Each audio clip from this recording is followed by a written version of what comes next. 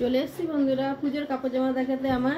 আমি কি কি পেয়েছি না পেয়েছি তোমাদেরকে একটু দেখাই, তোমরা দেখো। দেখো ফল পিকো করা হয়ে গেছে, দেখতে পাচ্ছ। শাড়িটা আমাকে কিরকম লাগবে বলো। আমার বাপের বাড়ির এটা হচ্ছে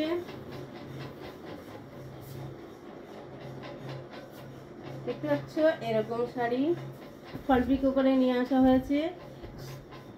আমার বাপের বাড়ি থেকে সব শাড়িগুলো মিলেছে, ঠিক আছে। বাপের বাড়ির রিশতেদার আমার দিদির হচ্ছে যে বৌমারা আছে তাদের বাপের বাড়ি থেকে আমাকে দেয়, আমাকে খুব ভালোবাসে।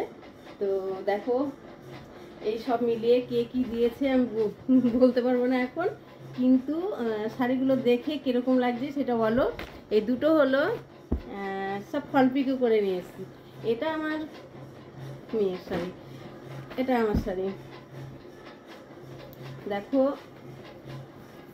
শাড়িগুলো কিরকম সত্যি ফল পিকো করতে দিলে না যা পরে দেয়, দেখছো আমাকে ভালো লাগবে পরে। দেখো এটাও আমার বড়দির বাড়ি থেকে পেয়েছি, ঠিক আছে। আর এই দেখো আরেকটা শাড়ি, শাড়িগুলো কিরকম হয়েছে বলবে। প্রত্যেকটা পুজোতে আমার হচ্ছে এই শাড়িগুলো কটা হলো আমি তো গুনিও নি গো, কটা হলো বলো তো। দেখো একটা দুটো তিনটে চারটে আরো আছে। এটাও আমার দিদি দিয়েছে, ছোট দিদি দিয়েছে, ঠিক আছে। দেখো চারটে, এটা নিয়ে হচ্ছে পাঁচটা। ফটাফট পাঁচটা, বাস পাঁচটা শাড়ি। আর দেখো আমার কর্তামশাই ব্লাউজ কিনে দিয়েছে, তোমাদেরকে দেখিয়েছিলাম কিনা জানি না।